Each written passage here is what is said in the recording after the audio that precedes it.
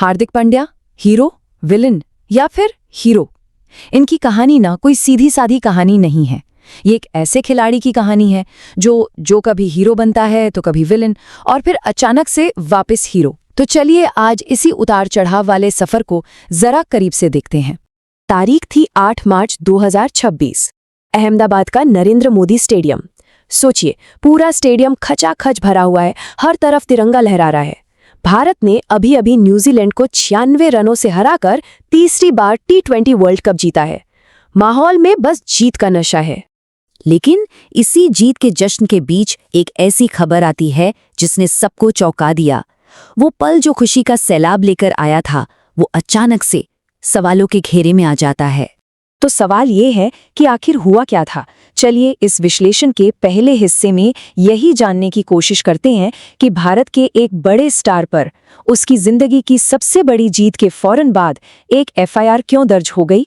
सोचिए, एक तरफ पूरा देश जश्न मना रहा है और दूसरी तरफ पुणे में एक वकील साहब हार्दिक पांड्या के खिलाफ FIR दर्ज करा देते हैं। और इल्जाम क्या? तिरंगे का अपमान। ये जो शिकायत थी, ये राष्ट्रीय सम्मान के अपमान की रोकथाम अधिनियम 1971 की धारा 2 के तहत की गई थी। मतलब वकील साहब का सीधा सीधा कहना था कि पांड्या ने जो किया वो कानूनन जुर्म है। शिकायत में क्या लिखा था? उसमें कहा गया कि हार्दिक जीत के जोश में ना मर्यादा ही भूल गए। उन्होंने तिरंगे को एक चादर की तरह अपने शरीर पर लपेट लिया, उसे पहनकर अपनी गर्लफ्रेंड के साथ डांस किया और इतना ही नहीं, जमीन पर भी लेट गए। शिकायत के मुताबिक ये सब जीत के नशे में किया गया राष्ट्रीय ध्वज का अपमान था। लेकिन देखिए, इस विवाद को और हार्दिक को समझने के लिए हमें थोड़ा पीछे जाना होगा। उनकी उस कहानी को देखना होगा जो गरीबी से शुरू होकर आज बेशुमार दौलत तक पहुंची है। उनकी शख्सियत को समझने के लिए ये बहुत जरूरी है। 1993 में सूरत में जन्मे हार्दिक के पिता हिमांशु पांड्या अपने बेटों को क्रिकेटर बनाने के लिए पूरा परिवार लेके वडोदरा आ गए। पर जिंदगी आसान नहीं थी। हालात इतने खराब थे कि कई दिन तो खाने तक के लाले पड़ जाते थे। फिर आया साल 2015। मुंबई इंडियंस ने उन्हें 10 लाख के बेस प्राइस पर खरीदा और बस यहीं से उनकी दुनिया बदलनी शुरू हो गई। हार्दिक ने खुद बताया है कि वो दिन उन्हें आज भी याद है, जब दिन भर की प्रैक्टिस के बाद भूख से बुरा हाल होता था और जेब में होते थे सिर्फ 10 रुपए। वो और उनके भाई कृणाल दोनों मिलकर 10 रुपए की एक मैगी लाते थे और आधा आधा खाकर बस किसी तरह पेट भरते थे। और आज वो 20 करोड़ रुपए की घड़ी पहनते हैं। सोचिए, 10 रुपए की मैगी से लेकर 20 करोड़ की घड़ी तक का सफर। ये दिखाता है कि उस लड़के ने कितनी लंबी दूरी तय की है। लेकिन इस जबरदस्त कामयाबी के साथ साथ हार्दिक टीम इंडिया के सबसे, हम कह सकते हैं, पोलराइजिंग क्रिकेटर बन गए।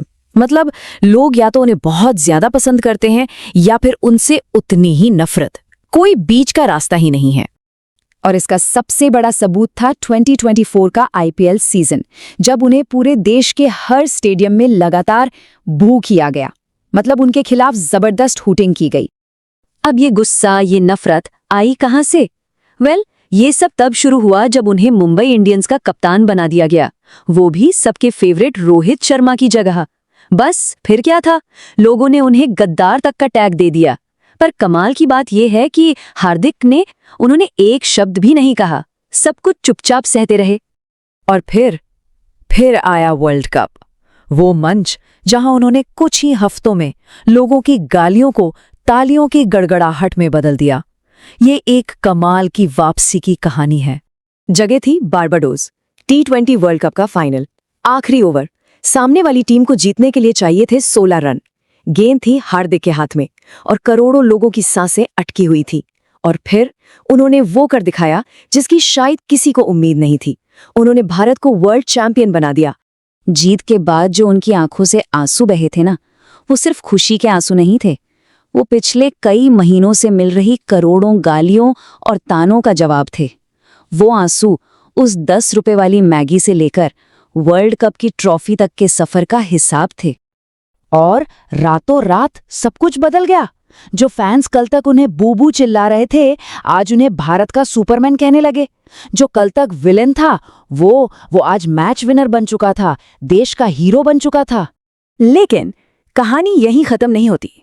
क्योंकि जीत के जश्न के बीच हुए इस तिरंगा विवाद ने हमें वापस उसी सवाल पर लाकर खड़ा कर दिया है कि हार्दिक पांड्या आखिर हैं कौन। देखिए, ये कोई पहली बार नहीं है जब हार्दिक मैदान के बाहर किसी विवाद में फंसे हों। चाहे वो कॉफी विद करण वाला एपिसोड हो या अब ये तिरंगे के अपमान का मामला, विवाद और हार्दिक का रिश्ता काफी पुराना लगता है। और यहीं पर एक बहुत बड़ा और जरूरी सवाल खड़ा होता है, क्या हार्दिक पांड्या मैदान पर तो एक मैच विनर हैं, लेकिन मैदान के बाहर एक बोझ बन जाते हैं? एक रोल मॉडल होने के नाते उनकी जिम्मेदारियां कहाँ से शुरू होती हैं और कहाँ खत्म? और आखिर में सबसे बड़ा सवाल, क्या ये बेहिसाब कामयाबी हार्दिक पांड्या के सिर चढ़ गई है? उनकी कहानी हमें क्या सिखाती है? एक लड़का जो कभी 10 रुपए की मैगी खाकर गुजारा करता था, आज करोड़ों का मालिक है। क्या वो अपनी जड़ें भूल गया है? इन सवालों का जवाब शायद सिर्फ वक्त ही दे सकता है।